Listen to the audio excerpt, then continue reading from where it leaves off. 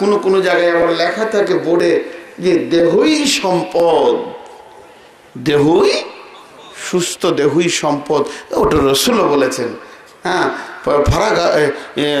কি বলেছেন, সেহাতিকা কাবলা সুকুমিকা, সুস্থ শরীর একটা নিয়ামত অসুস্থ হওয়ার আগে। তাহলে আত্মা জগৎ গেল, দেহ জগতে মায়ের পেটে ফিট হলো, দুনিয়া জগৎ এটা আমলের জায়গা। বন্ধুরা আমার, এবার আসেন যে হাদিসটা আপনাদের সামনে পড়েছি, বিসমিল্লাহির রহমানির রহিম। ওয়ান জাবিরিন রাদিয়াল্লাহু তাআলা আনহু قال, হযরত জাবির রাদিয়াল্লাহু তাআলা আনহু বলছেন, ক্বালা রাসূলুল্লাহ, মোহাব্বতের সঙ্গে জোরে একবার বলেন, ক্বালা রাসূলুল্লাহ সাল্লাল্লাহু আলাইহি ওয়াসাল্লাম। কত বড় সমাজ বিজ্ঞানী, কত বড় সমাজকে কন্ট্রোল করনে वाला, যে মুসলমানদের ভিতরে রসুলের চরিত্র থাকে, এই মুসলমানকে নিয়ে এখানে তারা প্রতিবেশী শান্তি পাবে না। বন্ধুরা আমার, শুধু আমরা আত্মার পাগল হয়ে গেছি, শুধু আত্মার বিরুদ্ধে আচরণ করে গেলে নষ্ট হয়ে গেছি। এবার বিশ্ব নবী বলছেন, মান সালাসা কুন্না ফিহি, মান সালাসা কুন্না ফিহি ইয়াসসারাল্লাহু হাতফাহু ওয়া ইয়াদখালহু জান্নাতাহু।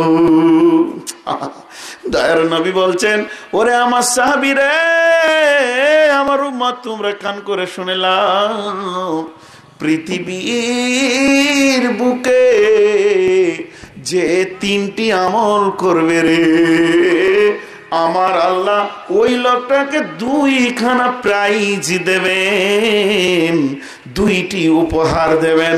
উপহারটা আগে শুনেলেন, ইয়াসসারাল্লাহু হাতফাহু ওয়া ইয়াদখালহু জান্নাতাহু।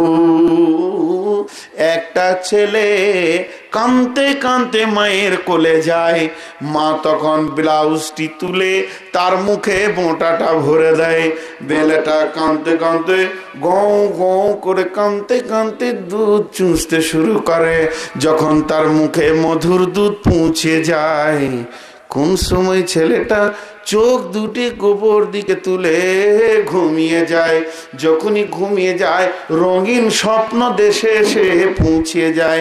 দয়ার নবী বলছেন, প্রাইজ দুটি কে শুনে লাও, তিনটে আমল যদি পৃথিবীর বুকে কেউ করে, আমার দয়ার নবী বলছেন, ওই ছেলেটা যেমন ঘুমিয়ে গেল, রঙিন স্বপ্ন দেশে চলে গেল, ওই লোকটির মত হবে ওই রকম আসানে। আর যখনই চোখ লেগে যাবে, জান্নাতের দেশে পৌঁছে যাবে, এমন একটা দেশে পৌঁছে যাবে, চিরদিন সুখে থাকবে। আমল তিনটে দেখেন, কত সুন্দর আমল। বন্ধুরা আমার, ছোট্ট ছোট্ট আমল, বেশি বড় আমল নয়, একটু কান করে শুনবেন। ছোট্ট ছোট্ট আমল, এটা কোনো বড় আমল নয়। প্রথম নম্বরে বললেন, রিফকুন বিজাইফ, কমজোরকে যে সাহায্য করবে। প্রতিবেশী বুদ্ধিতে কম, বাড়ি বানাচ্ছে, বুদ্ধিতে বুঝে আসছে না, একটু বুদ্ধি দেওয়া। একটা বয়স্ক মানুষ বোঝা নিয়ে যেতে পারছে না, একটু বোঝা দিয়ে দেওয়া। আমি এসি গাড়িতে চললাম, বড় সুখী মানুষ, জমিদার মানুষ, একটা রিক্সাওয়ালা এতটাই মাল লোড করেছে, ব্রিজে উঠতে পারছে না। ড্রাইভারকে বললাম দাঁড়া, নেমে গিয়ে একটু ভ্যানের পাছাটা ঠেলে তুলে দিলাম। আল্লাহর নবী বলছেন, ওই লোকটার মত আসানে হবে, আর ওই লোকটা মরলি জান্নাতের রঙিন দেশে পৌঁছে যাবে।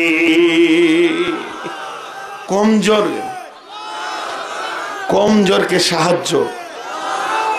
বন্ধুরা আমার, আমাদের কমজোরের সাহায্যই দুনিয়া থেকে চলে গেছে। এবার শুনেন, ইমাম আহমদ বিন হাম্বল, আহা কত বড় একজন বিখ্যাত তিনি ছিলেন, একটা হাদিসের মুহাদ্দিস। হাদিস রচনা করেছেন। উনি একদিন একটা কুকুরকে নিজের হাতে রুটিগুলোকে ছিঁড়ে ফেলে দিচ্ছেন না, এইভাবে ভাবে হাত দিয়ে দিয়ে খাওয়াচ্ছেন। আমাদের মন মানসিকতা কুকুর মানি ওকে ইট মারো, নাউজুবিল্লাহ, এটাও একটা আল্লাহর মাখলুক। উনি এইভাবে খাওয়াচ্ছেন। এমন সময় আর একজন আগন্তুক এসে বলছেন, আসসালামু আলাইকুম ইয়া ইমাম সাহেব। উনি উত্তর দিলেন, ওয়ালাইকুম সালাম, মুসাফাটা করে নিলেন, আবার কুকুরকে খাওয়াতে শুরু করলেন। ওই ব্যক্তির মনে রাগ হয়ে গেল, আমি একজন সম্ভ্রান্ত মানুষ, আমি একজন মালদার মানুষ, অথচ এরকম একটা শিক্ষিত মুহাদ্দিস আমাকে কোন রকম রেসপেক্ট করলো না, শুধু সালাম মুসাফাটা করে নিল, আবার কুকুরকে খাওয়াতে লাগলো। এটা কেমন করে হতে পারে? বন্ধুরা আমার, বেশ কিছুদিন পর যখন ওই ব্যক্তির সঙ্গে দেখা হয়, তখন উনি ইমাম সাহেবকে বলেন, আপনি একটা মুহাদ্দিস মানুষ হয়ে আমার থেকে একটা কুকুরকে বেশি প্রাধান্য দিয়েছেন। ইমাম সাহেব বলেন, বন্ধু তুমি কান করে শোনো, সিরিয়াল বলে একটা জিনিস আছে, এক, একের পর দুই, তারপরে তিন। কুকুরটা ছিল আমার ফার্স্ট ক্লাস প্রথমের মেহমান, ওকে আমি খাওয়াতে শুরু করেছি, আমার হাতে রুটি এখনো বাকি আছে, কি করে ওকে ফেলে দিয়ে আপনার দিকে যেতে পারি? ওর জবানে কথা নাই, ঠিক আছে, ওটা তো আল্লাহর মাখলুক, প্রথম নম্বরেও আমার মেহমান, ওকে যতক্ষণ পর্যন্ত আমি পেট পুড়িয়ে না খাওয়াবো অন্য দিনের দিকে আমি মনোনিবেশন করতে পারি না। বিধায় আমি ওকে পেট পুরে রুটিগুলোকে খাওয়ালাম, তারপর আপনাকে খোঁজ লাগালাম, কিন্তু আপনাকে পেলাম না। আপনি রাগেন চাই যাই করেন, আমি কুকুরকেও কষ্ট দিতে পারি না, পারি না, পারি না। বিশ্বনবী বলেন, যদি তোমার কুকুর কোনো ক্ষতি করেছে, পাগল হয়ে গেছে, কামড়িয়ে নিচ্ছে, সবাই মিলে ধরে ওকে বেঁধে পিটে একবারে জানে মেরে দাও, ঠিক আছে। যদি কোনো কুকুরের রক্ত তোমার কাজে লাগে, তাকে কেটে তোমার কাজে লাগাও, ঠিক আছে, এগুলো তোমার জন্য বানানো হয়েছে। কিন্তু শুনে নাও, অযথা কোনো আল্লাহর মাখলুককে ইট ছুঁড়ে মেরে কষ্ট দিতে পারো না। যাকে তুমি একটা ইট ছুঁড়ে মারছো, এর জন্য আমার নবী বলছেন, রিফকুন বিযায়ফ, কমজোর যে আছে দুর্বলকে সাহায্য করো রে। যখন তুমি দুর্বলকে সাহায্য করবে, নগর ভ্রমণে বাহিরিয়া তুমি দেখিতে পাইলে দূরে মায়ের ঘিরিয়া ক্ষুধা তোর দুটি শিশু সকরুণ সুরে কান্দিতেছে, আর দুঃখিনী মাতা ছেলেরে বোলাতে হায়, উনুনে শূন্য হাঁড়ি চড়াইয়া আকুলে চায়, দেখিয়া সকল কান্দিতে কান্দিতে গেলে মদিনাতে, বাইতুল মাল হতে ঘি তো আটা লয়ে নিজ হাতে, বলিলে বন্ধু চাপাইয়া দাও আমার পিঠের পরে, আমি সব কিছু বয়ে লয়ে যাব হায় দুঃখিনী মায়ের ঘর। কতজনে এসে আপনি চাহিল বহিতে তোমার বোঝা, বলিলে বন্ধু আমার এবার আমি বহিব সোজা। কি মানুষ ছিলেন হযরত ওমর, বলিবে বলো মম অপরাধে পা কাঁদিতেছে শিশু দুটি, তার প্রাশ্চিত্র করিব নিশিত রাতে, খাদ্যের বোঝা বহে লয়ে গে হাই দুঃখিনী রঙ্গিনাতে। আহা, হযরত ওমর একটা বৃদ্ধ মেয়েকে যখনই খাবারটা দিলেন, আবু বকর বলেন, আবু বকর বলেন, উমর রে, আবু বকর একটা গোপনে আমল করতেন। হযরত ওমর একদিন বললেন, হযরত ওমর মনে মনে ভাবছেন, যেদিন আবু বকর সমস্ত মাল রসুলের কাছে নিয়ে গিয়ে হাজির হয়ে গেলেন, হযরত ওমর অর্ধেক নিয়ে গেলেন, হযরত ওমর সেদিন হেরে গেলেন। এবার ওমর মনে মনে ভাবছে, এমন আমল করব, আমাকে আবু বকরকে একবার টপানোই চায়, আবু বকরের উপরে একবার হতেই আমাকে হবেই হবে, কারণ তাদের আমলের উপরে ঈর্ষা ছিল, সাহাবীরা আমলের প্রতিযোগিতা করতেন। আর দানের বেলায় যখন পেছিয়ে গেলেন, এবার ওমর খালি মনে মনে খুঁজছে, কি আমল করব, কি আমল করব। ওমরের কানে খবর এলো, একজন বিধবা আছে, দুই চোখে অন্ধ, দুটি চোখে দেখতে পাই না, ঘরের কোণে পেশাব পায়খানা করে, তার খার বানানা কে নাই। উমারের কানে যখনই খবরটা এলো, উমার আবু বকর পৃথিবী থেকে চলে গেছেন, তারপরে উমার মনে মনে ভাবছে, এই আমলটা যদি আমি করে নিতে পারি, ওই বিধবাকে যদি খাবার বানিয়ে খাওয়াই, আর ওর যদি পেশাব পায়খানা কাপড় সাফ করে দিতে পারি, তাহলে আল্লাহ আমাকে আবু বকরের উপরে প্রাধান্য দেবে মনে হয়। এবার গোপনে গেলেন, ওই মেয়েটি রুটি বানালেন, রুটি বানানোর পর হালুয়া বানালেন খেজুর দিয়ে আর ময়দা দিয়ে, হালুয়াটা হয়ে গেল। এবার বলছে আম্মু রে, আমি কে তার পরিচয় দিব না, তবে আপনি একবার হাঁ করেন, অন্তত এক লোক মা আপনি বুড়ি মায়ের মুখে আমি ভরে দিই। যখনই রুটিটা বুড়ি মায়ের মুখে দিয়েছে, বুড়িটা হাও হাও করে কেঁদে ফেললো, এত জোরে ডুকরে কাঁদতে শুরু করেছে, আর খালি বলছে নাই নাই নাই সে নাই, খালি এটা বলছে নাই নাই নাই সে নাই। হাজিরা তোমার বলছেন আম্মু রে, আপনি নাই নাই নাই সে নাই কেন বলছো, নাই নাই নাই সে নাই কেন বলছো? তখন মেয়েটা কাঁদতে কাঁদতে বলছে বাবা তুমি কি জানো, আমাকে এর আগে যে লোকটা রুটি খাওয়াতো নিশ্চয়ই সেই লোকটি মারা গেছে, তুমি আমাকে হালুয়া রুটি মুখে ভরে দিয়েছো, তুমি জানো না যে আমার দাঁত নাই, ওই লোকটা রুটিটাকে নরম করে আমার মুখে দিত। যখনই তুমি গোটা রুটি দিয়েছো বুঝে নিয়েছি সেই লোকটা নাই। হাজরে তোমার চিৎকার মেরে বলছে ভাই আবু বকর পারলাম না, আবু বকর ভাই পারলাম না, তুমি যা সমাজের খিদমত করেছো আবু বকর, আমি তোমার ঋণী থেকে গেলাম রে আবু বকর, জীবনেও তোমাকে পারবো না। বিশ্বনবী বলছেন কি রকম একটা মানুষের নিচার তৈরি করে গেছিলেন, তিনি ছিলেন মানুষ তৈরি করার ফ্যাক্টরি। চিৎকার মেরে উমার কেঁদে বললেন পারলাম না ভাই আবু বকর, তোমাকে পারলাম না, বহু চেষ্টা করেও তোমাকে পারলাম না, তোমার আমল সুদূর বিধবার পর্যন্ত পৌঁছে গেছে। বন্ধুরা আমার, আমরা সেই মুসলমান, আমরা সেই সে জাতি, ধর্মের পথে শহীদ যারা, আমরা সেই সে জাতি। নারীরে প্রথম দিয়াছে মুক্তি, নরসম অধিকার, মানুষের করা প্রাচীর ভেঙে করেছি একাকার, উঁচু নিচু ভেদ নাই ভাই, সকলে একসাথে, আমরা শেষ জাতি। কিন্তু আমাদের চরিত্র শেষ হয়ে গেছে, জবানটা মশার মতো পটপটানি চলছে। মশা নামে একটা প্রাণী আছে জানেন, ও সুর ভালো না খারাপ? জি, উত্তর দেয় না। তাহলে কি চেয়ারম্যান, সাবেক চেয়ারম্যানকে জিজ্ঞেস করবো মশার সুর ভালো না খারাপ? ভাইয়া বললে খারাপ। মশার সুর ভালো, ব্যবহার খারাপ। আমরা যারা ইসলামকে প্রতিষ্ঠিত করতে চাই, আমাদের সুর ভালো, ব্যবহার খারাপ।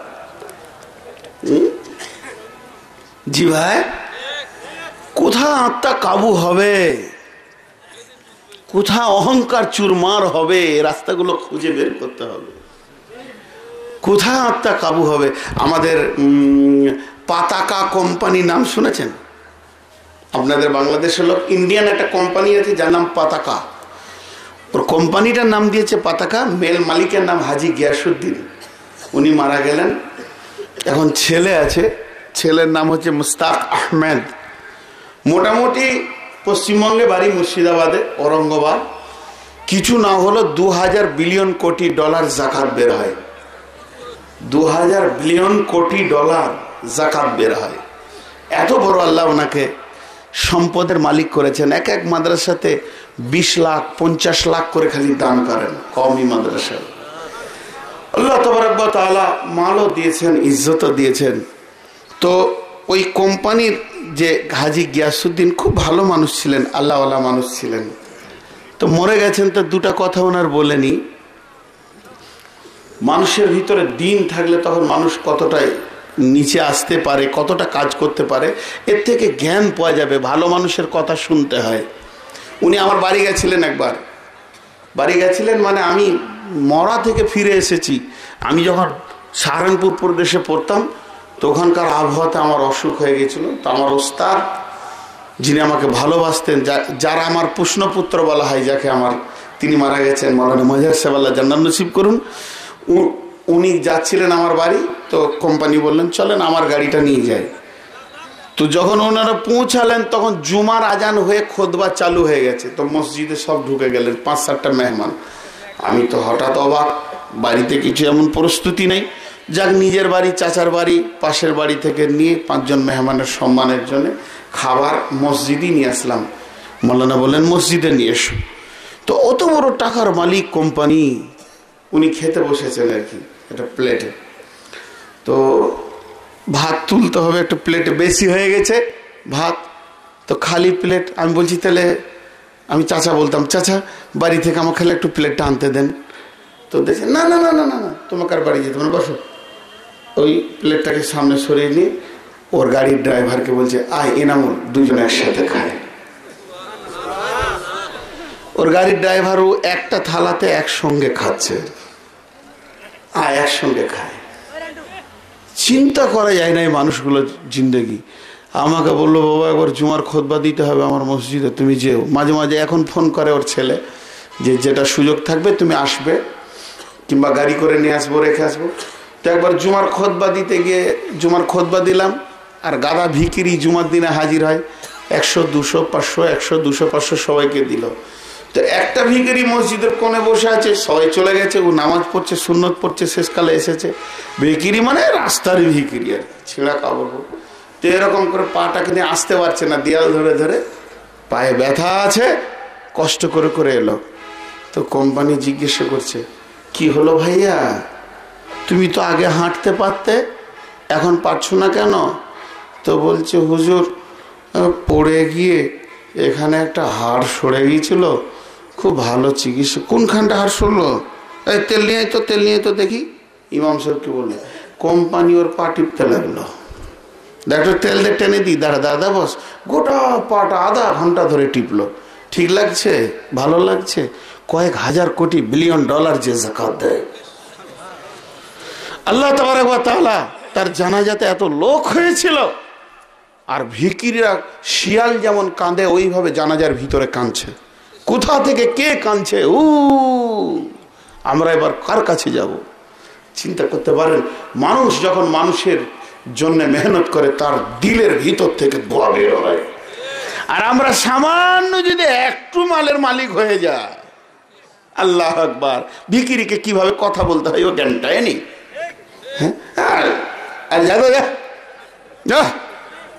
আমার এখন বন্ধুর সঙ্গে কথা বলছি, আর বন্ধুটা মাতাল, ভিকিরিটা 5 ওয়াক্তের নামাজ। আমাদের সব শেষ হয়ে গেছে। বিশ্বনবী বলছেন, উম্মতরা নাফসকে কন্ট্রোল করো। নাফস তোমার পাগল ঘোড়ার উপরে চেপে নিয়েছে, যে ঘোড়ার কোনো লাগাম নাই, ডান দিকে বাঁ দিকে দৌড়ছে। যদি তোমার নাফস কন্ট্রোল হয়, 3টি আমলের ভিতরে হবে। যেখানে কমজোর দেখবে ওর কানে তুমি সাহায্যের হাত বাড়িয়ে দাও। তুমি যখন সাহায্যের হাত বাড়াবে, ইল্লা তানসুরুহু ফাকাদ নাসারাহুল্লাহ, আল্লাহ তোমার জন্যে সাহায্যের হাত বাড়াবে। বন্ধুরা আমার, আর একটা ছোট্ট ঘটনা শুনিয়ে দিয়ে নাম্বার 2-এ চলে যাব। 3টে আমলের ভিতরে প্রথম নম্বর আমল চলছে কমজোরকে সাহায্য করা। ছোট্ট আমল। আপনাদের এইদিকে জামাত আসে না মসজিদে? আমাদের ইউপি প্রদেশে ঘটনা ঘটেছে কি, একটা জামাত এসছে মসজিদে। তো জামাতটা বিদেশি জামাত, আর ওই গিরামওয়ালা একজন খুব মহব্বত করে ওনাদের খিদমত করতে করতে করতে রাত 10টা, 10টা থেকে 10:30, 10:30 থেকে 11টা থেকে 12টা বাজতে চলেছে। তারপরে বাড়ি যাচ্ছে, আর বাড়ি থেকে বারবার ফোন আসছে, তাড়াতাড়ি এসো, ছোট বাচ্চাটা খুব অসুস্থ, তাড়াতাড়ি এসো, ছোট বাচ্চাটা পায়খানা বমি সমান, ডায়রিয়া হয়ে গেছে, মনে হয় একদম হাত পা ছেড়ে ফেলেছে। গিয়ে দেখছে ছেলে চোখ তুলে দিয়ে আপ আপ করছে। এ ছেলে আর বাঁচবে না। মা কাঁদছে কোলে করে নিয়ে, কোলের শিশু 1-1.5-2 বছরের ছেলে, হাত পা ছেড়ে দিয়েছে, সমানে বমি আর পায়খানা, পাতলা তরল।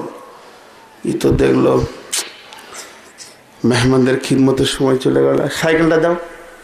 সাইকেলটা নিয়ে বের হলো কোথায়? ওখান থেকে 1 কিলোমিটার যাবে বাস স্ট্যান্ডে।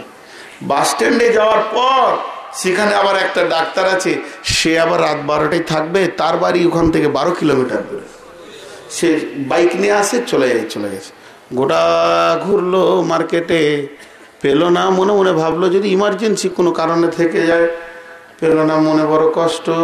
বন্ধুরা আমার, ঘটনা ঘটেছে কি, যখনই সাইকেলটা নিয়ে বের হয়েছে 1 কিলোমিটার যাবে, প্রায় বাজারে ঢুকতে যাবে, এমন সময় দেখছে গভীর অমাবস্যা অন্ধকারে হাড় কাঁপানো শীতের ভিতরে একটা কুকুর রোডের উপরে খালি পাক মেরে মেরে ঘুরছে। কুকুর একদম বেচৈন হয়ে ঘুরছে। সাইকেলটা দাঁড় করে দিয়ে ওর কুকুরটা মানে তাকাচ্ছে, ঘেউ ঘেউ করে না, কাটতেও আসে না, খালি একদম পাক মেরে মেরে ঘুরছে। সাইকেলটা স্ট্যান্ড করলো, করুণ একটা শব্দ ড্রেনের ভিতর থেকে এলো।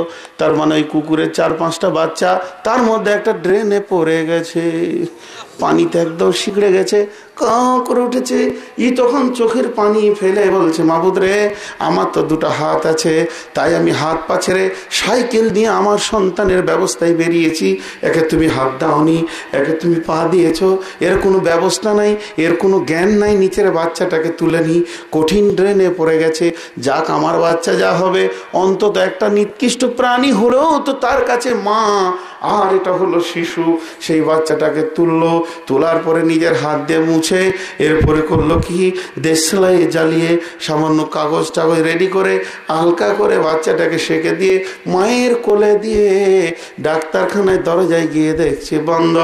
এরপরে এখানে ঘুরলো, এ বন্ধু ও বন্ধু 5 জনকে উঠালো, কোনো কিছুই হলো না। এবার আল্লাহকে বলছে, আল্লাহ, আমার উপরে তাওয়াক্কুল ছাড়া আর কিছুই নাই, তোমার মেহমানের খিদমতের সময় চলে গেছে, দয়াল মাবুদ গো, যা করবে তুমি, তাওয়াক্কাল তো আল্লাহ বলে সাইকেল দিয়ে মন ভারী করে চোখের পানিতে বাড়ি আসছে। ছেলে আমার আজ রাত্রি শেষ হয়ে যাবে। যখনই বাড়ি ঢুকছে, মেন গেটে ঢুকি দেখছে ছেলে বসে বসে বিস্কুট খাচ্ছে।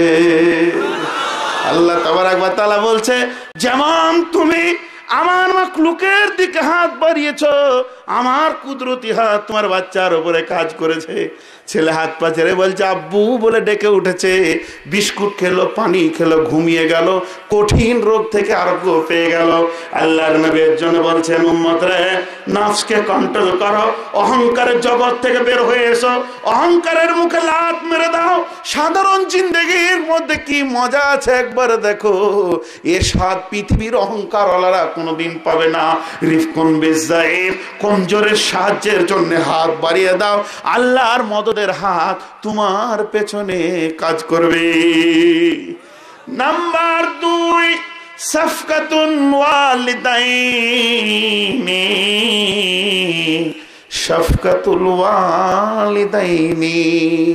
দোয়া নেওয়ার মন হচ্ছে কি, দোয়া নিতে মন চাইছে কি, জান্নাত যেতে মন চাইছে কি, কারেন্টের মতো দোয়া বর্ধমান থেকে এসেছে নূর মোহাম্মদের কাছে লাও, না না না না, এর থেকে দোয়ার ভান্ডার তোমার ঘরে রয়েছে। যদি কমজোর মা আব্বা বেঁচে থাকে, যদি তারা রোগা হয়ে যায়, বিছানায় পেশাব পায়খানা করে, তো তুমি জেনে নাও আমি জান্নাতুল ফেরদাউসের তলায় বাস করছি। খবরদার, তাদের ব্যবহারে উফ শব্দ তুমি ব্যবহার করবে না। যেটা বলবে অটল তুমি সেটাকেই মেনে নিবে, তোমার নফসের উপরে রুলার চলবে। আল্লাহর নবী বলছেন, মাসে আহমদ শরীফে হাদিস, ওয়ান মাস বিন জাবাল রাদিয়াল্লাহু তাআলা আনহু কল, হযরত মুআজ বিন জাবাল রাদিয়াল্লাহু তাআলা আনহু বলেন, ক্বালা আওসানি রাসূলুল্লাহ সাল্লাল্লাহু আলাইহি ওয়াসাল্লাম, রাসূলের নাম শুনে দৌড়তে পারেন, আওসানি রাসূলুল্লাহ সাল্লাল্লাহু আলাইহি ওয়াসাল্লাম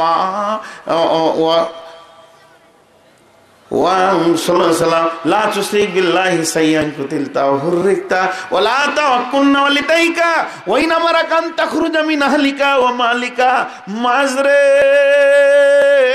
তুমি ফয়সালা শুনে নাও, যদি তোমার মা, যদি তোমার আব্বা বলে কোনো আগে পিছে উঁচু নিচু কথা নাই, কোনো আগে পিছে ডানে বামে উঁচু নিচু কথা নাই, শুধু এতটুকুই বলল, মিজানুর রে শোন, কাছে গেলেন, এখনই ঘর থেকে বেরিয়ে যা, তোর ছেলে মেয়ে টাকা পয়সা ছেড়ে দিয়ে এই অবস্থায় বেরিয়ে যা, নবীজি বলছে কেন শব্দটা ব্যবহার না করে মুখ বন্ধ করে সঙ্গে সঙ্গে বেরিয়ে যাও। খবরদার মা বাপকে কেন শব্দ ব্যবহার করতে পারবে না? অনেক ছেলে মনে মনে করে আমি তো পৃথক হয়ে গেছি, মাল আমার বাপ কি অধিকার রাখে? না না না, আমতামা মালুকালিয়াবিকা, তুমি তো তোমার বাপে, তারপর তোমার মাল কোথায় যাবে? কেউ যদি জিজ্ঞেস করে এটা কার, বলে আমার বেটা। বলবে কি বললে না? আপনার বাপ কি বলবে? আমার বেটা। তা আমার বেটা যদি বলে তো তোর মালগুলো সব ঢুকে গেল ওর ভিতরে, তোর কি আর দাম থাকলো? যতদিন মা বাপ বেঁচে থাকবে আমতামা মালুকালিয়াবিকা।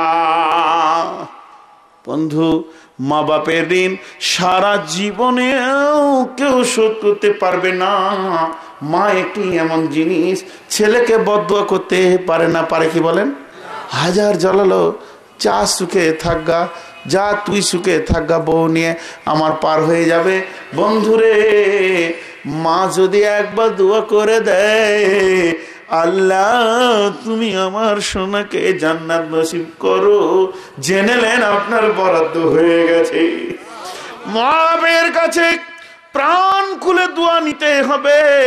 ব্যবহারের মাধ্যম দিয়ে, জবান দিয়ে লয় মা দোয়া করেন, মা দোয়া করেন, এমন ব্যবহার করব মা আমার কলিজার ভিতর থেকে দোয়া করবে।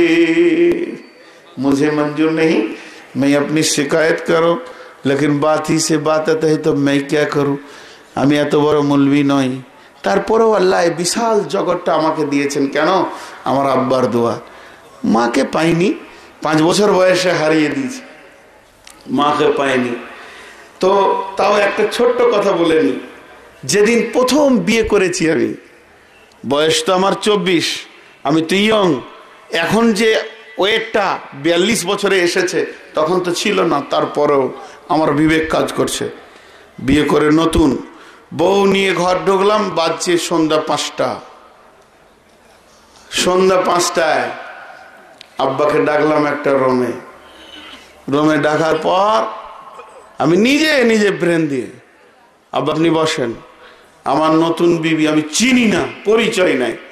বললাম উঠে এসো। আসলো, ঘরে ঢুকলাম, দরজাটা লাগিয়ে দিলাম, বললাম শোনো, হাদিস কোরআনের একটা কথা খালি তোমাকে শুনিয়ে দিই। প্রথম নম্বর কথা হচ্ছে, আল্লাহর পরে পরে তোমার কাছে যার স্থান সেটা আমি তোমার স্বামী। কিন্তু জানো, তোমার স্বামীর কানটা বাঁধা আছে এই পুরুষটার কাছে। আমি এত বড়ই পুরুষ, যার আমি গোলামিত্ব করছি, সেটা হলো এই পুরুষটা, ইনি আমার আব্বা। সারা জীবনে এমন একটা ব্যবহার যেন না হয় আমার বাপ তোমার প্রতি দুঃখ করে, তাহলে এখানে জায়গা হবে না। আমার আব্বা আমাকে ধমকিয়ে দিল, এত বড় কথা বললি তুই, প্রথম দিন আঘাত দিল। মানে আঘাত আবার কি, ফার্স্ট দিনই বাড়ির লিবারকে কাজ বুঝিয়ে দেওয়াটাই ভালো। সেকেন্ড টাইমে কাজ বলতে গেলে বলবে লোড হচ্ছে চাচা বেশি, তো যেদিনে ড্রাইভার রাখবো সেদিনে ডিউটিটা বুঝিয়ে দেওয়াই ভালো। তা আমি বুঝিয়ে দিলাম যে আমার বাপের সঙ্গে যেন বেয়াদবি না হয়, প্রয়োজন হলে আমি একবেলা না খেয়ে থেকে যাব, কিন্তু আমার আব্বা যেন মা বলে আজকে গরম পানিটা পাইনি। আমার বাপের খিদমত করতে গিয়ে আমার ভাত রানিও না। বন্ধুরা আমার, আল্লাহ তাবারাক ওয়া তাআলা নবী বলছেন, আসানে মরবে কি বলক, সাফকাতুল ওয়ালিদাইনি, মা বাপের সঙ্গে ভালো ব্যবহার করো, তাহলে আসানে মরবে। এবার 3 নম্বর বলছেন, যে জায়গায় আমরা বড় দুর্বল হয়ে আছি, আল্লাহর নবী বলছেন ইহসানুল মামলুক। মামলুক বলতে আগেকার যুগে কিনা গোলাম ছিল, এখন আর কিনা গোলাম বলা যাবে না। ওই মামলুকটা কয়েকটা ভাষাতে তর্জমা করা যাবে। আপনার বাড়ির কাজের মেয়ে, আপনার বাড়ির কাজের লোক, আপনার গাড়ির ড্রাইভার কিংবা দোকানের কর্মচারী, যেন আপনার উপরে কোনোদিন নারাজ না হয়, আর আপনার ব্যবহারে সে যেন গোপনে চোখের পানি না ফেলে। কত দোকানে কর্মচারীকে কাঁদতে দেখেছি, তার কারণ তাকে এমন কথা বলেছে, সে কাঁদছে, পেটের দায়ে তোমার দোকানে পড়ে আছে, তুমি ওকে কড়া কথা বলেছো, যাবে কোথা, দুর্মূল্য বাজারে, জানছে আমাকে বাঁদরের বাচ্চা কুত্তার বাচ্চা বলছে, তাও পড়ে রয়েছে, দিল মেনে নেয়নি। জেনে নাও, কর্মচারীকে যে কষ্ট দেয়, ড্রাইভারকে কষ্ট দেয়, বাড়ির কাজের লোককে কষ্ট দেয়, বাড়ির কাজের মেয়েকে কষ্ট দেয়, খুদার কসম করে আমি নূর মোহাম্মদ বলতে পারি, একবার নয় 100 বার তারই ওরসে, তারই বীজের বংশে কোন লোককে আল্লাহ শেষে লোকের বাড়িতে রাখাল খাটিয়ে নেবে। সেদিন তুমি আঘাত বুঝে নেবে। বন্ধুরা আমার, এর জন্য আল্লাহর নবী বলছেন, এহসানুল মামলুক, জীবনে তুমি কোনদিন তোমার কাজের লোককে কষ্ট দিও না। বন্ধুরা আমার, হযরতে জায়েদ কে ছিল? রাসূলের পুত্র হযরতে জায়েদ রাদিয়াল্লাহু তাআলা আনহু রাসূলের পুত্র ছিলেন। আল্লাহ রাসূলের কাছে কি করে আসলেন ঘটনাটা শুনেলেন। আগেকার জামানায় বাচ্চা ছেলে বিক্রি হতো, গোলাম বিক্রি হতো কি হতো না? এ তো শুনেছেন, গোলাম বিক্রি হতো। হযরতে জায়েদ আম্মু আর খালা, মা আর খালার সঙ্গে বা আপনার নানার বাড়ি বেড়াতে যাচ্ছে। রানী শঙ্কলের ধরেন, ওর মায়ের বিয়ে হয়েছে বাপের বাড়ি, আর ওর খালার আর একটা পাড়াতে কোথাও বিয়ে হয়েছে।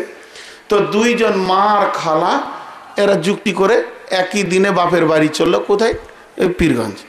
রাস্তায় যাচ্ছে, যেতে যেতে ছিনতাইয়ের দল, যারা লুটেরা, যারা মাল লুণ্ঠন করে ছিনতাই করে, খালা আর মায়ের কাছ থেকে জায়েদকে চুরি করে নিল।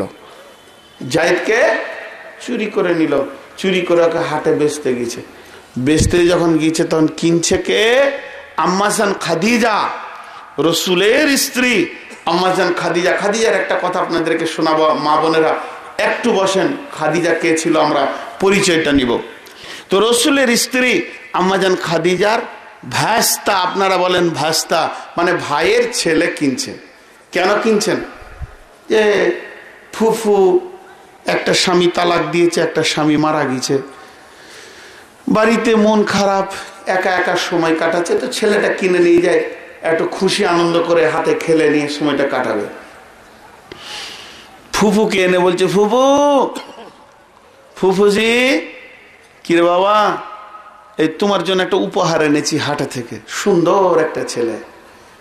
জায়েদকে দিয়ে দিল খাদিজাকে। ওদিকে জায়েদের মার খালা কানতে কানতে আগ পাগলি। জায়েদের আব্বা কানতে কানতে কি কি ভাষা বলেছিলেন তাও বুখারী শরীফে এসে গেছে। বলেছিলেন, হে হাওয়া, বাতাস, তুমি আমাকে খবর দাও, আমার জায়েদ কোথায় আছে? কেউ কি আমাকে একটা খবর দেবে না? আমার সমস্ত সম্পদের বিনিময়ে আমি আমার কলিজার টুকরাকে উদ্ধার করব।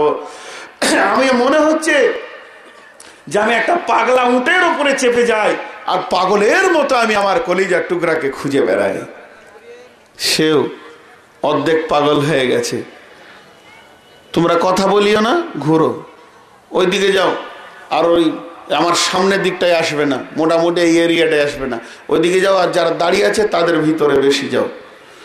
তো এখন ঘটনা হলো কি, আমার দিকে তাকান, পাগলের মতো খুঁজছে। এখন কানতে কানতে কানতে কানতে জায়েদের আব্বা আধ পাগলার মতো ঘুরে বেড়াচ্ছে, না খাওয়া না গোসল। জায়েদের গ্রাম থেকে দুটি লোক হজ করতে এসে বিশ্ব নবীর কাছে জায়েদকে দেখে নিয়েছে। তখন জওয়ান হয়ে গেছে, মোচ হয়ে গেছে, একদম সুপুরুষ। এরা মনে মনে দুইজন বলছে, আরে এটা অমুকের ব্যাটার মতো লাগছে না, বাচ্চা অবস্থায় চুরি হয়েছে, তো এখন তো মোজদারি হবেই। হ্যাঁ, তো সে তো 20 বছর হয়েই গেল। এরকম আলোচনা করতে করতে বুঝিয়ে ফেলেছে, এই বাবু তোমার নাম কি গো? আমার নাম জায়েদ। ও হ্যাঁ, হয়ে গেছে, চলো। এরা দেশে গিয়ে ফিরে বলল, ও জায়েদের আব্বা, কাঁদার দিন শেষ, কাঁদার পালার রোল শেষ হয়ে গেছে, তোমার জায়েদের খবর নাও। বলে কোথায়? বলে সোজা চলে যাও মদিনা মুনাওয়ারার ভিতরে, মসজিদে নববীতে, অন্য কোথাও যাবে না। নবী মুহাম্মদুর রাসূলুল্লাহ সাল্লাল্লাহু আলাইহি সাল্লাম যেখানে বসে আছেন, জায়েদ তার খিদমতে বেশ কয়েক বছর ধরে কাটাচ্ছেন গোলাম হিসাবে। তারা দুইজন আসলো, জায়েদের আব্বা, জায়েদের চাচা, আল্লাহ নবীর কাছে এসে খালি 60 কথা বলছেন। নবীজি গো আপনি ভালো লোক, নবীজি গো কত দুঃখীর আপনি দুঃখ বুঝেন, অভাবীর অভাব বুঝেন, বিধবার কষ্ট বুঝেন, এতিমের চোখের পানি মুছান। নবীজি গো আপনি তো কমের সর্দার। নবীজি গো 60 কথা বলছেন, কিন্তু জায়েদ আমাদের ছেলে বলতে পারছেন না। আল্লাহর নবী বুঝে ফেললেন এদের ভিতরে কিছু লুকিয়ে আছে। নবীজি বলেন ভূমিকা বাদ দিয়ে সরাসরি প্রেক্ষাপটে চলে আসেন, আপনারা কি বলতে চাইছেন?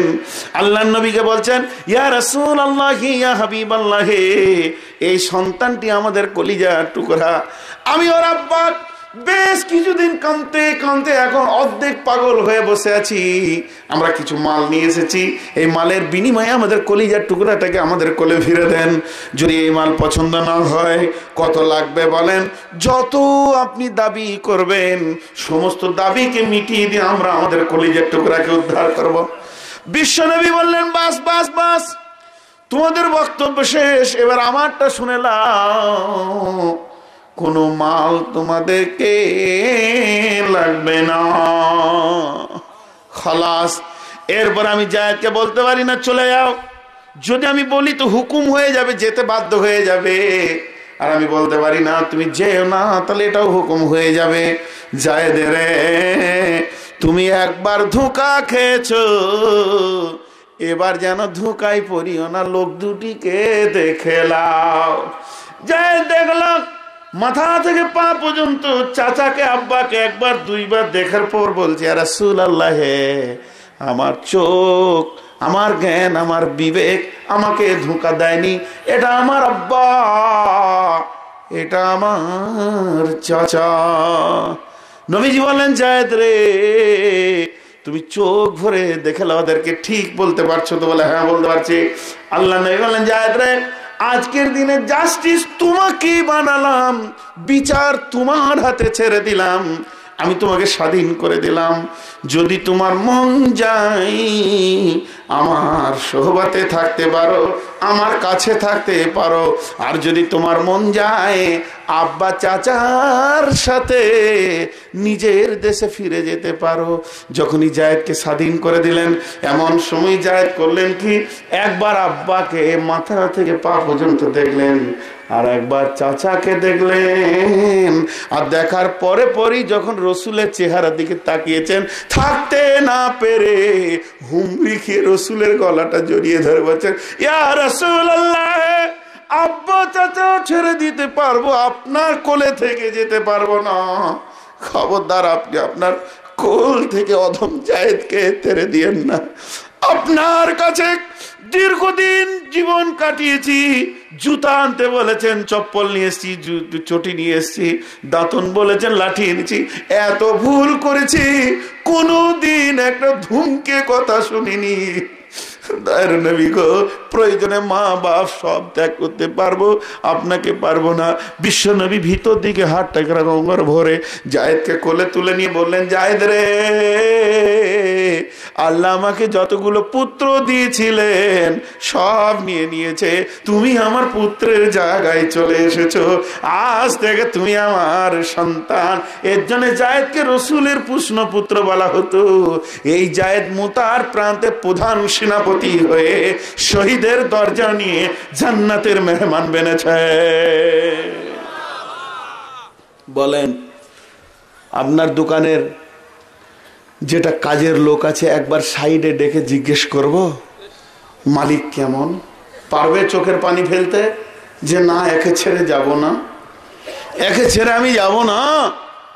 এটা বলবে না, বরং বলবে ভাই পেটে দায়া আছে, আর কাঁদবে, চোখের পানি বের হবে। বলবো আপনার ড্রাইভারকে জিজ্ঞেস করব, নবাব গাড়ি কিনেছি আমি, ড্রাইভার রেখেছি তোকে? কত মিজাজ আমাদের। তো 3খানা আমলের কথা, মা বোনেদেরকে একটা আমলের কথা বলবো বলেছিলাম। আম্মাজান খাদিজার কিভাবে তারা আমল করেছিলেন, কিভাবে তারা তাদের নাফসকে কন্ট্রোল করেছিলেন, কিভাবে তারা অহংকারের বুকে লাত মেরে দিয়ে পৃথিবী থেকে সরিয়ে দিয়ে একটা সূর্য আলোকের মতো সূর্য মানব হয়ে পৃথিবীর বুকে চন্দ্রের মতো কিরণ ছড়িয়ে দিয়ে পৃথিবী থেকে গেছেন তারা। আম্মাজান খাদিজাকে হে আল্লাহ, হে আল্লাহ, আজকে আমাদের মালের মহব্বত কত, স্বামীর খিদমত কত। কেউ উঠবেন না এই ঘটনাটা না শোনা পর্যন্ত। এই ঘটনাটা পরেই শেষ করবো ইনশাআল্লাহ। জি ভাই, আবার তো কালকে আছে, কালকে ইনশাআল্লাহ অন্য একটা বিষয় নিয়ে আলোচনা করব। কে কে আসবেন না হাত তুলেন। আচ্ছা, আসবে না, অনেক লোক আসবে না কালকে, এরা হাত তুলছে। এটা ঝুঁকে উঠেছে না, যে হাত তুলেছে ওই আগে আসবে, এটা আমি জানছি। মা বোনেরা মনে মনে ভাবছে যে কালকে। শোনেন, বিশ্বনবী যখন একটু জওয়ান হলেন, আম্মা জান খাদিজার কথাটা শুনে যান। বিশ্বনবী একটু জওয়ান হলেন, আবু তালেব চিন্তা করছেন ভাতিজার কি করা যায়। কোনো একটা কাজের মধ্যে যদি ভাতিজাকে না রাখা যায়, ইনকাম না করলে কি করে চলবে। আব্বা নাই, মা নাই, দাদাও মারা গেছেন, আবু তালেবের পাল্লায় পড়ে গেছেন। বিশ্বনবী আবু তালেব বিশ্বনবীকে নিয়ে গেলেন হযরতে খাদিজা, আম্মাজান খাদিজাতুল কুবরার বাড়িতে। আম্মাজান খাদিজাতুল কুবরার বাড়িতে গিয়ে বললেন, খাদিজা রে, তুমি হলে রাজ পরিবারের মেয়ে, কত লোককে তুমি কাজের লোক বানিয়েছ, তোমার ব্যবসাতে বহু লোককে নিয়োজিত করেছ, তো আমার এতিম ভাতিজা, আব্বা নাই, মা নাই, ওর দাদাও মারা গেছে, এই হতভাগার কপালে এতিমটা মানুষ হচ্ছে রে খাদিজা। তুমি বড় লোকের মেয়ে, রাজ পরিবারের মেয়ে, যদি তোমার দিল চায় তো আমার ভাতিজাকে একটা ব্যবসা কিছু দাও। খাদিজা বসতে দিলেন। খুব ভালো করে শুনবেন, এটা আমি বারবার ট্রেস দিচ্ছি, আর মাঝে বলবো না। বিশ্বনবী বসে আছেন। বিশ্বনবী জন্ম থেকেই লাজুক ছিলেন, মাথা নামো করে বসে আছে তো বসে আছে, মাথার উপরে উঠে না। কত লাজুক ছিলেন, আল্লাহু আকবার। বিশ্বনবীর শুধু কাপড়টা খোলার জন্য বাচ্চা অবস্থায় আবু তালেব হাত দিয়েছিলেন তো লজ্জায় বেহুশ হয়ে গেছিলেন, এত লাজুক ছিলেন। কাবা তৈরি হচ্ছে, দেখবেন এই যে জালসা হবে, খুঁটি গাড়াগাড়ি, এই যে ব্যবস্থাপনায় বড় মানুষের দরে, তো বাচ্চা ছেলে যে শাবলটা তুলতে পারবে না, সে আবার খাল করতে যায় কি যায় না। তো কাবা তৈরি হচ্ছে, তখন কুরাইশদের বাচ্চারা পাথর নিয়ে এমনি করে দৌড়ছে, তোরা পাথর মাথায় লিচ্ছে তো এমনি করছে, দাঁড়কিটি মানে এখানে পাথরটা বসে যাচ্ছে, মাথায় ব্যথা। তখন ওরা নিজের পরনের যেটা প্যান্ট, সেই জামানায় যা ছিল গামছা টামছা খুলে ওইটাকে মাথায় নিয়ে পাথর বইতে লাগলো। আল্লাহ রসুল এমনি এমনি করে নিয়ে যাচ্ছে, বাচ্চা ছেলে ঘাড়ে লাগছে। তখন আবু তালেব বলছে, বেটা সবাই তো পরনের কাপড় খুলেছে, তো তুমিও খুলে ওটা মাথায় বের করে নাও, তাহলে তোমার মাথায় আর পাথরের চাপ লাগবে না। আল্লাহ রসুল চুপ করে আছে, চাচার হুকুম হা নাও বলছে না, চুপ করে আছে, পিটি পিটি করে দেখছে, তার মানে নারাজ, আমি এ কাপড় খুলবো না। আর আবু তালেব দেখছে ভাতিজা লজ্জা করছে, তো আমি খুলে দিই। একদম শিশু, যেই কাপড়ে হাত দিয়েছেন বিশ্ব নবী লজ্জাতে বেহুশ হয়ে গেছেন। চাচা আর খুললেন না, দেখলেন আমার ভাতিজা অত্যন্ত লাজুক, খাদিজার ঘরে এরকম বসে আছেন। খাদিজা ছিলেন হাফিজা, কোরআন হিফজ করলে মেয়েদেরকে, ছেলেদেরকে হাফিজ বলা হয় আর মেয়েদেরকে হাফিজা বলা হয়। তাহলে খাদিজা কোরআনের হিফজ করেছিলেন? না, তখন তো কোরআন ছিল না, কারণ নবী তো নবুয়তি পেল না, তখন কোরআন নাজিল হলো কি করে? খাদিজা ছিলেন তৌরাতের হাফিজা, তৌরাতের পণ্ডিত ছিলেন, তৌরাতের তাফসীর বুঝতেন।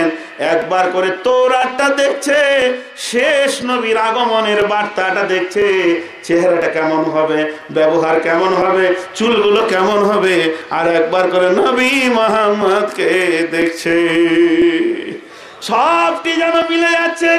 তখন কিন্তু নবীর তো নয়, একদম ইয়ং টকবক করছে, 20-22 বছরের যুবক, 24-25 বছরের যুবক, খালি এমনি করে একবার করে দেখছে, একবার করে তোরা দেখছে। খাদিজা মনে মনে হচ্ছে, মনে হয় তোরা যা বলেছে, যার আগমনের কথা, না হয় শিশু আগমন ঘটে গেছে। এরপরে খাদিজা বলল, ঠিক আছে, আবু তালেব আপনার কোনো চিন্তা নাই, আপনার ভাতিজাকে আমি ব্যবসার ব্যবস্থা করে দিচ্ছি। কিছু কাপড় দিয়ে সেই কাপড়গুলোকে গাঁট করে বেঁধে দিয়ে হযরতে খাদিজা মাইসারা নামে একটা গোলামকে ডাকলেন। মাইসারা, লাব্বাইক। বাড়ির ম্যানেজার মহিলা ডাকার পর বলছে, মাইসারা রে, এই কাপড়ের গাঁটরি তুমি বয়ে নিয়ে যাবে, ব্যবসা করবে মুহাম্মদ। এখনো তো নবী হয়নি, নাম দেখে বলছে মুহাম্মদ। মাইসারা মাথায় গাঁটরি এলো, বিশ্বনবী হাঁটতে শুরু করেছেন। চলতে চলতে চলতে চলতে ব্যবসার খাতিরে রসুল 3-4 বার শামে গেছিলেন, বাল্য অবস্থায় গেছিলেন চাচার সঙ্গে, এইভাবে এবার নিজে গেলেন। যখনই শাম দেশে ব্যবসা করতে করতে করতে করতে এক জায়গায় গিয়ে দয়ার নবী বলছেন, মাইসারা রে, আমি একটু ক্লান্ত হয়েছি, আরাম করার চিন্তা ভাবনা নিয়েছি।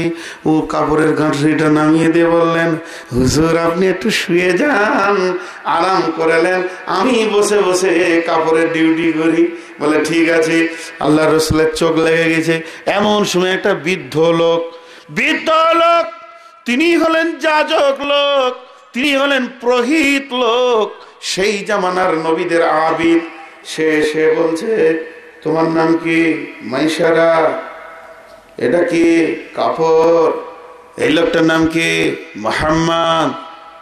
বলে শোনো রে মাইসারা, তোমার কাপড়ের মালিককে উঠাও, তাড়াতাড়ি সাম থেকে পালিয়ে যাও, চেহারাটা মনে হচ্ছে নবী হবে, এর পিছনে দুশ্মন লেগে যাবে। এ কথা বললেন। বিশ্বনবী যখন উঠলেন, মাইসারাকে বলেন, মাইসারা রে, চলো, বেশ কিছুদিন হয়ে গেল ব্যবসা বাণিজ্য করা, এবার দেশে ফিরে যায়। মক্কার দিকে, মক্কাভিমুখে যাত্রা শুরু হয়ে গেল। খাদিজার দিলের ভিতর আল্লাহ বেচैनी দিয়ে দিল। এমন একটি লোককে আমি বিদেশে পাঠিয়ে দিলাম, বাড়িতেই তো ব্যবসাটা দেখভাল করতে দিতে পারতাম, যার জীবনে বহু দুশ্মন আছে। তাওরাত বলছে কি করলাম, ভুল করলাম। খাদিজার কাজ হতো প্রতিদিন একবার করে উঠে ঘর থেকে দেখা কই কত দূরে আসছে, মরু প্রান্ত ফিরে দিয়ে চোখের তীর দিয়ে তার বারবার রসুলকে দেখতেন, কিন্তু দেখতে পেতেন না। এরপর যেতে যেতে যেতে যেতে একদিন হঠাৎ খাদিজা দেখছেন বহু দূরে 2 জন মানুষ হেঁটে আসছেন মরু প্রান্তে, পাহাড়ের গা ধরে। ঠিক মনে হচ্ছে যেন নবী মুহাম্মদ আছেন আর মাইসারা আছে। যখন আস্তে আস্তে কাছে আসছে, খাদিজা ওই লক্ষ্য করতে করতে হঠাৎ আসমানের দিকে তাকিয়ে দেখছেন ওই 2 ব্যক্তি যে পথে ঘুরে ঘুরে ঘুরে ঘুরে পাহাড়ি রাস্তায় হাঁটছে, আকাশের মেঘ যেন ওর মাথায় ছায়া করে চলেছে। খাদিজার সন্দেহ আরো মিটে গেল, না জানি এটাই নবী, মেঘ কেন ছায়া করবে। এরপর বাড়িতে এসে সমস্ত হিসাবগুলো নবীজি বুঝিয়ে দিলেন। খাদিজা অন্যান্য ব্যবসায়ীর কাছ থেকে যে পরিমাণে লাভ পেয়েছিলেন তার থেকে অনেক গুণ বেশি নবীজির কাছ থেকে লাভটা পেয়ে গেলেন। আল্লাহর নবী তার লভ্য ভাগটাকে নিয়ে আবু তালিব চাচার কাছে চলে গেলেন। এইবার খাদিজা মাইসারাকে নিয়ে বসলো। মাইসারা রে, যে লোকটা তোমাকে আমি গোলাম বানিয়েছিলাম, ও মাইসারা তুমি বলো লোকটার ব্যবহার কেমন? সঙ্গে সঙ্গে বলছে মাইসারা, ও আমার বাড়ির মালিক খাদিজা, তুমি কান করে শোনো, ওর ব্যাপারে আমি বেশি কথা বলতে পারবো না, মাত্র 3টি কথা বলবো। প্রথম নম্বরে কথা হলো পৃথিবীর অদ্বিতীয় ব্যবহার মানুষ, ওকে দেখলে মনে হবে কলিজাটা ছিঁড়ে ওর হাতে দিয়ে দি, এত মহব্বতের মানুষ, ভাষাতে চলাতে উঠাতে ফিরাতে অদ্বিতীয় মানুষ। দ্বিতীয় নম্বর কথা শুনে নাও, যতদিন ওর পেছনে ঘুরেছি মেঘের ছায়া পেয়েছি। তৃতীয় নম্বর শুনে নাও, শাম দেশে গিয়ে যখন পৌঁছালাম তখন একজন পুরোহিত বলল ইনি হবেন নবী। খাদিজার সন্দেহ শেষ হয়ে গেল। এবার নাফিসাকে ডাকলেন, ও নাফিসা রে, নাফিসা আমি 40 বছরের মেয়েটির বিয়ে 25 বছরের যুবকের বাড়িতে তুমি পৌঁছে দাও। গ্রহণ করবে কিনা জানি না, মানবে কিনা জানি না। খবর চলে গেল আবু তালেবের কাছে। আবু তালেব তো খুশি হলো যে আমার ভাতিজা যদি, আমার ভাস্তা যদি বড় ঘরে ঢুকে গিয়ে একটু শান্তির জীবন পাই তো পেয়ে যাবে। ছোট থেকে এতিমত্বের জীবন কাটছে। এমন সময় আবু তালিব ডাকছেন, বেটা মোহাম্মদ। বাইরে বের হয়েছে, বলছেন লাব্বাইক চাচা। বলেন। বলছে, বেটা মোহাম্মদ শোনো, যার কাজে তুমি বেশ কিছুদিন কাটালে ওই খাদিজা তোমাকে বিয়ের প্রস্তাব দিয়ে পাঠিয়েছে। আল্লাহর নবী কিছু বললেন না, হালকা করে খালি একটু হাসলেন বিয়ের খবর শুনে। এতিমের মুখে হাসিটা যেন আসমানের চাঁদের মতো ফুটে উঠলো। আবু তালেবের কলিজা ঠান্ডা হয়ে গেল। বেটা আমার রাজি আছে। সঙ্গে সঙ্গে একটা দিন ধার্য করে আবু তালেব খাদিজাকে বললেন, খাদিজা রে, তুমি তৈরি হয়ে যাও, আমার ভাতিজা রেডি হয়ে গেছে। খাদিজা খুশিতে যেন বন্যার জোয়ার চলে এসেছে। খাদিজার ঘরে আমি আখিরি পয়গম্বরের অর্ধাঙ্গিনী হতে চলেছি। স্বর্ণকার সোনা চিনে। এবার খাদিজা খুশিতে সমস্ত ঘর রেডি করা হলো। দাওয়াত গেল। আল্লাহর নবীর চাচা আবু তালেব নিজের বংশের কয়েকজন লোককে সঙ্গে করে নিয়ে গিয়ে নিজে খুতবা পড়ে খাদিজার সঙ্গে বিয়ে দিয়ে দিলেন। বিশ্ব নবী ছিলেন এতদিন কাজের লোক। উনি থাকতেন বাংলা ঘরে, 60 ঘরে এক প্রান্তে। এখন হয়ে গেলেন স্বামী। এবার আসবেন খাদিজা রাজ দরবারের মেন ঘরে। খাদিজা বললেন, ঘর রেডি করো, তোমরা ঘর সাজাও। আমি নববর, আমি আমার নবী মুহাম্মদের সঙ্গে আজকের মহব্বতের রাত্রি হবে। একে অপরে কত আলাপ আলোচনা হবে। আপনি কি কম দামে ভিডিও এবং পাবলিসিটি ভাড়া খুঁজছেন? তাহলে যোগাযোগ করুন Mohammad Abbas Ali Islamic culture academy, Bhorniya, Ranisankail, Thakurgaon. Mobile 01713777480। Bangladesh এবং দেশের বাইরের সুনামধন্য আলেম ওলামাদের ভিডিও অডিও পেতে যোগাযোগ করুন Mohammad Abbas Ali Islamic culture academy, Bhorniya, Ranisankail, Thakurgaon. Mobile 01713777480 অথবা 01714228641। রোগ দিয়ে পাঠালো। খাদিজা বললেন, না ও মুহাম্মদ, আপনাকে আর বাইরে থাকার দিন নাই, এবার আপনি বাড়ির ভিতরে চলে আসেন। আল্লাহর নবী লাজুক মানুষ, আস্তে আস্তে গেলেন। একটা ঘরকে সাজানো হয়েছে, বিশ্ব নবীকে সেই ঘরে বসতে দিলেন। এরপর খাদিজা কিছু খানানি হোক, যেমন করি হোক, কৌশল দিয়ে নববরের সঙ্গে মোলাকাতে যাচ্ছেন। যখনই ঘরের ভিতরে ঢুকেছেন, বিশ্ব নবীর মুখটা কালো হয়ে আছে, বিশ্ব নবী ভারাক্রান্ত হয়ে আছে, চোখে যেন ছল ছল ছল ছল পানি। খাদিজা দেখিয়ে আটকে গেলেন। আজকে তো প্রথম দিন, আজকে মহব্বতের কথা হবে, আজ কেন নবী মুহাম্মদের চোখে পানি? আজকে যাওয়ার পর খাদিজা বলতে লাগলেন, ও মুহাম্মদ, আমি বুঝে ফেলেছি আপনার চোখের পানির কারণ আমি এখনই জেনে ফেললাম। বলে, কি জানলে তুমি? বলো। বলে, আজকে তো খুশির দিন, আজকে মোহাম্মদ, আজকে খুশির দিন, আজকে তো মহব্বতের দিন, একে অপরে পরিচয় বিনিময় হবে। আজ আজকের দিনে আপনি ভারাক্রান্ত মানে আমি বুঝে নিয়েছি। বলে কি বুঝলে তুমি? খাদিজা বলছে, ও মুহাম্মদ, আপনি হলেন নববর, বিবাহের নতুন বর, আর আমি হলাম নিকাহের কন্যা। আমার একটা স্বামী মারা গেছে, আর একজন তালাক দিয়েছে। আপনি 25 বছরের যুবক, আমি 40 বছরের বুড়ি, আর আমি রাজ পরিবারের মেয়ে, আমার মাল আছে। আপনি আমার অধীনস্থে জীবন কিছুদিন কাটিয়েছেন, বিধায় আমার প্রস্তাবকে ক্যান্সেল করতে পারেননি আমার সম্মানে, তাই আপনি বুড়ি বলে আমাকে মেনে নিতে পারছেন না। নবীজি বললেন, না না না না খাদিজা, তুমি এই কথা বলে আমার দিলে আঘাত দিও না, এটা আমার মনের কথা নয় রে খাদিজা। তুমি বুড়ি আমি জান, এটা মনের কথা নয়, তবে আমার মনের কথা তুমি জানতে যদি চাও, তুমি আমার বিবি। আমি বলছি এখনই, কোনো দ্বিধা করছি না। আমার মনের কথা হলো, আমি যখন তোমার ঘরে কাজ করেছি তখন দেখেছি কত রাজার ছেলে তোমাকে প্রস্তাব দিয়েছে, কত ধনী ঘরের ছেলে কত প্রস্তাব দিয়েছে, কত সুপুরুষ কত প্রস্তাব দিয়েছে। আজকে যদি তাদের সঙ্গে তোমার বিয়ে হতো, আজকে বাসর রাত্রিতে তারা তোমাকে কত সুন্দর করে সাজিয়ে দিত, তারা নাকের দিত, কানের দিত, গলার দিত, হাতের দিত, তোমাকে বধূ করে সাজাতো।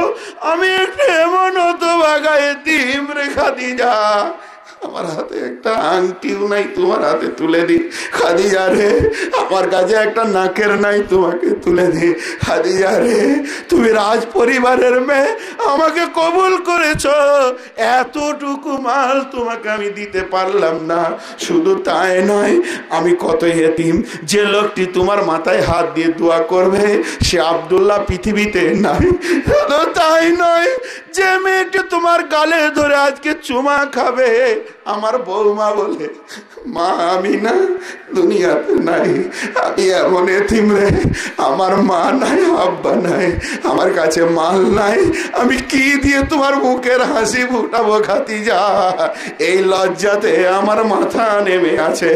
খাদিজা বললেন, ও নবী মুহাম্মদ, ও নবী মুহাম্মদ, এটাই যদি আপনার দাবি হয়, কেমন স্বামী স্ত্রী মত বিনিময়ে চলছে দেখেন, এটাই যদি দাবি হয়, আমি খাদিজা আল্লাহর কসম করে সমস্ত আমার সোনা, সমস্ত মাল, টাকা পয়সা, উট পাল, গরুর পাল, ভেড়ার পাল, দুম্বার পাল, সব আপনাকে এক্ষুনি আমি নিজের বডি সহ সব দান করে দিলাম, সব দান করে দিলাম। এবার তো আমি কাঙালি গরিব, ও নবী মুহাম্মদ আপনি বলেন আমার মতো গরিব মেয়েটাকে এবার বিবি বলে মানবেন কিনা? খাদিজা কত চালাক মেয়ে, কত বুদ্ধিমতী মেয়ে, নিজেকে গরিবের জায়গায় বসিয়ে দিয়ে বলছেন, আপনি তো ধনী মানুষ, এবার আমাকে কবুল করবেন কিনা বলেন। নবী মুহাম্মদ বলছে, খাদিজা দাঁড়াও দাঁড়াও দাঁড়াও দাঁড়াও, তুমি মাল দান করিও না, দান করার আগে একটু ভাবো, আমার অভ্যাসটা শুনে নাও, আমি আগে অভ্যাসটা বলি, তারপরে তুমি দান করবে। তোমাকে দ্বিতীয় চান্স দিচ্ছি। আমার অভ্যাস হচ্ছে, গরিব কাঁদলে সহ্য করতে পারি না, এতিম কাঁদলে বদ্ধ করতে পারি না, বিধবার চোখের পানি দেখতে পারি না, আমার কাছে মাল এলে আমি দান করে দিই, মালকে রাখতে পারি না। তুমি মালগুলো দিছ, হতে পারে আমি সব দান করে দিব। খাদিজা দ্বিতীয় চান্সে বললেন, নবী মুহাম্মদ আমি সব দিয়ে দিলাম, ইচ্ছা যাবে দান করেন, ইচ্ছা যাবে ব্যবহার করেন, আমার কোনো কিছু করার নাই। বন্ধুরা আমার, ওই খাদিজার কথা নবীজি আয়েশার কাছে বারবার বলতেন। আয়েশা হিংসা করে বলেছিলেন, আপনি কি আমার মতো যুবতী পেয়ে বুড়িটাকে ভুলেননি? তখন নবীজি এই গোটা ঘটনাটা শোনানোর পর বলছে, আয়েশা রে বলো, আয়েশা এবার তুমি ফায়সালা দাও, আমি খাদিজার ব্যাপারে কি চিন্তা করব? আমি আমার খাদিজাকে যেদিন কবরে রাখি সেদিন কাফনও পর্যন্ত ছুটেনি, ছোট্ট কাপড় মাথা খুলে পা ঢেকে যায়, পা খুলি তো মাথা ঢেকে যায়। রাজ পরিবারের মেয়েটি এই হালাতে দুনিয়া থেকে বিদায় নিয়েছে। আয়েশা বলছে, সেদিন থেকে আমি মনে মনে কসম করে নিলাম যে কোনদিন খাদিজার বিরুদ্ধে আর আমি জবান খুলব না। ভাই আমার, আমাদের নাফসি নামে ঘোড়ার উপরে চেপে দুনিয়া করছি, আমাদের সর্বস্বকে আমরা শেষ করে দিয়েছি। আমরা আমাদের উত্তরসূরি পুরুষদের কোথা থেকে আমরা এসেছি, আমরা কে? রাস্তাঘাটে আমাদেরকে যদি দেখে তো লোককে বলতে হবে বাধ্য যে এটা নবী মুহাম্মদের উম্মত। আমার ব্যবহারে বলতে হবে এটা কে? নবীর উম্মত। এদের রাগ থাকবে না, এরা মানুষের সহানুভূতির জন্য দৌড়ে যাবে, দৌড়ে গিয়ে দাঁড়াবে।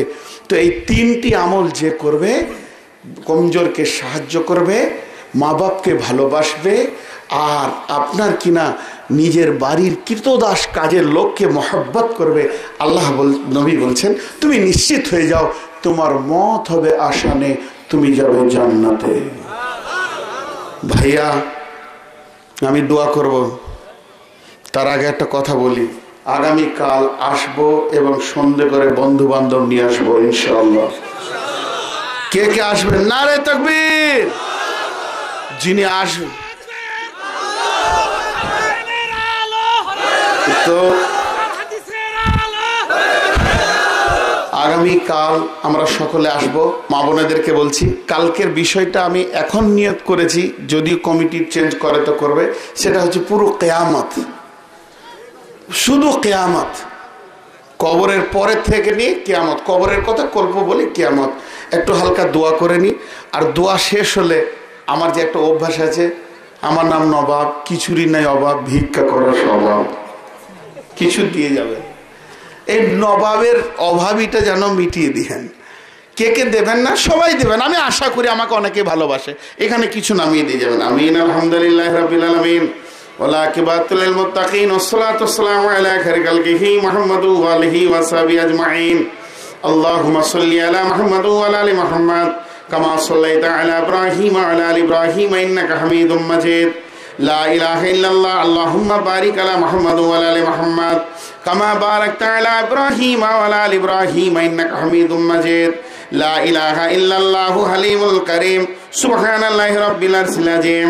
আসআলুকা মুজিবাতি রাহমাতিক ওয়া আদাআ মাগফিরাতিক ওয়াল গানিমাতা মিন কুল্লি বিররিন ওয়াস সালামাতা মিন কুল্লি ইস। লা তাদআ লা দাম্মান ইল্লা গাফারতাহু ইয়া আরহামার রাহিমিন ওয়া লা হাম্মান ইল্লা ফারাস্তাহু ওয়া লা হাজাতান ইয়া লাকারিদান ইল্লা কাযাইতাহা ইয়া আরহামার রাহিমিন। ইয়া হান্নান ইয়া মান্নান ইলাহুকুম ইলাহু ওয়াহিদুন লা ইলাহা ইল্লা হুয়াল হাইয়ুল কাইয়্যুম। আলিফ লাম মিম। আল্লাহু লা ইলাহা ইল্লা হুয়াল হাইয়ুল কাইয়্যুম। মাবুদ, তোমার কাছে হাত তুলেছি, তোমার নবীওয়ালা আখলাক আমাদেরকে দাও, তোমার সাহাবীওয়ালা আখলাক আমাদেরকে দাও। আমাদেরকে এমন একটা শক্তি দাও যে শক্তির বলে আমরা যেন নিজের নাফসের ওপরে লাত মেরে দিয়ে তোমাকে খুশি করে নিতে পারি। মাবুদ, এতগুলি লোক আছে, আমার এত বিশ্বাস এদের ওপরে একজন এখানে হাত না দিয়ে যেতে পারবে না। মাবুদ, যে যতটুকুই দেবে, 2 টাকা 5 টাকা 10 টাকা 20 টাকা 100 টাকা, সমস্ত দানগুলোকে গ্রহণ করে নাও। মা বোনেরা চাদরের মধ্যে না দিয়ে যাবেন না, যতটা পারবেন দিয়ে তারপরে যাবেন। আল্লাহ এগুলোকে গ্রহণ করে নাও। কত কষ্ট করে দাঁড়িয়ে দাঁড়িয়ে ওয়াজ শুনলো মাবুদ, ওই লোকগুলো তোমার উপরে মহব্বত যদি না থাকতো তো পালিয়ে যেত। নিশ্চয়ই তোমার উপরে মহব্বত আছে বলে দাঁড়িয়ে দাঁড়িয়ে তোমার কথাগুলো শুনলো, তোমার রসুলের কথাগুলো শুনলো। দয়াল মাবুদ রে, এদের দানগুলো তুমি গ্রহণ করে নাও, এদের জিন্দগিকে তুমি কবুল করে নাও। রুজি রোজগারে তুমি বরকত দাও, হালাল উপার্জন করার তৌফিক দাও। মাতা পিতা কবরে চলে গেছে, আম্মা চলে গেছে, আব্বা চলে গেছে, ছেলে সন্তান, স্ত্রী, পুত্র, কন্যা, তাদের আরো করে রহমত বর্ষণ করো। মাবুদ, আমাদেরকে বেশি বেশি করে তোমার দিনের জন্য গ্রহণ করে নাও। মাহফিল শোনার জন্য যারা এসেছেন, যারা দান করেছেন, করবেন, যারা আয়োজন করেছেন, সমস্তকে আল্লাহ তুমি মাহফিলটা পৃথিবীর জন্য হেদায়েতের জারিয়া বানিয়ে নাও, আখিরাতের জন্য নাজাতের জারিয়া বানিয়ে নাও। আল্লাহুম্মা সাল্লি আলা বারিক আলা মুহাম্মাদ কামা সাল্লাইতা বারাকতা আলা ইব্রাহিম ওয়া আলা ইব্রাহিম ইন্নাকা হামিদুম মাজিদ। সুবহানা রাব্বিকা রাব্বিল ইজ্জাতি আম্মা ইয়াসিফুন ওয়া সালামু আলাল মুরসালিন আলহামদুলিল্লাহি রাব্বিল আলামিন। সুপ্রিয় দর্শক শ্রোতা, এতক্ষণ আপনারা ইসলামী কালচার একাডেমির পরিবেশনায় কোরআন হাদিসের আলোচনা শুনছিলেন। আল্লাহ আপনাদের উত্তম কল্যাণ দান করুন। আমিন।